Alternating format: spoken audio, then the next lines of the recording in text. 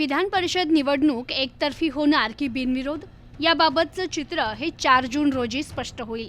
विधान परिषद निवडणुकीची रणधुमाळी सुरू झाली असून 2 मे रोजी दाखल अर्जांची छाननी करण्यात आली आहे। यात सर्व अर्ज वैध ठरल्याचं निवडणूक विभागाकडून सांगण्यात आले। आता ही निवडणूक बिनविरोध होणार की उमेदवारांमध्ये लढत होणार याकडे संपूर्ण अहिल्यानगर जिल्ह्याचं लक्ष लागलंय। उमेदवारी अर्ज मागे घेण्याची मुदत 4 जून रोजी संपणार असून त्यानंतरच निवडणुकीचं अंतिम चित्र स्पष्ट होणार आहे। निवडणूक रिंगणात तुल्यबळ उमेदवार नसल्यामुळे सध्या तरी ही निवडणूक एकतर्फीच होणार असल्याचे संकेत मिळत आहेत। सद्यस्थितीत निवडणुकीच्या रिंगणात प्राजक्त तनपुरे, करण ससाणे, दत्तात्रय पानसरे, कमलेश गांधी आणि मच्छिंद्र धुमाळ या 5 उमेदवारांनी अर्ज दाखल केलेत। मात्र जिल्ह्यातील राजकीय गणित आणि महायुतीचं वर्चस्व पाहता ही निवडणूक एकतर्फी होण्याची शक्यता वर्तवली जाते। या निवडणुकीत मतांचं गणित महायुतीच्या बाजूने झुकलेलं आहे। भाजपकडे स्वतःची 199 मते असून महायुतीतील इतर घटक पक्षांची मते देखील त्यांच्या सोबत आहे। या उलट महाविकास आघाडीकडे केवळ 103 मते असल्यानं सुरुवातीपासूनच ही निवडणूक एकतर्फी मानली जाते।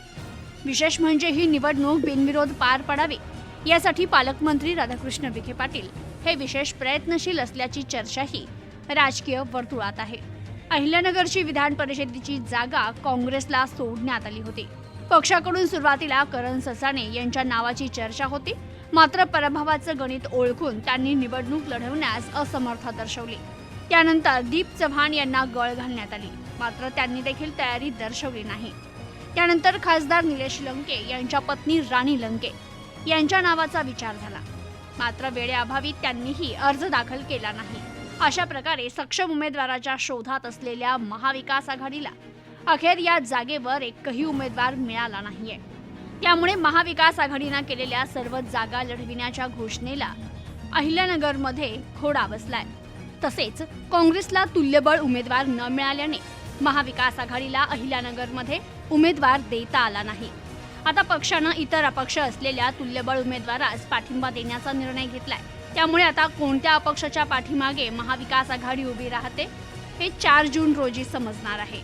महायुतीकडून प्राजक्त तनपुरे मैदानात आहे। त्यांच्यासमोर 4 अपक्ष उमेदवारांचं आव्हान आहे, मात्र तुल्यबळ उमेदवार नसल्यानं ही लढत एकतर्फी होण्याची शक्यता वर्तवली जाते। हे अपक्ष उमेदवार अर्ज माघारीच्या दिवशी माघार घेतात की मतदानापर्यंत मैदानात टिकतात यावर या निवडणुकीचं पुढील स्वरूप अवलंबून असेल।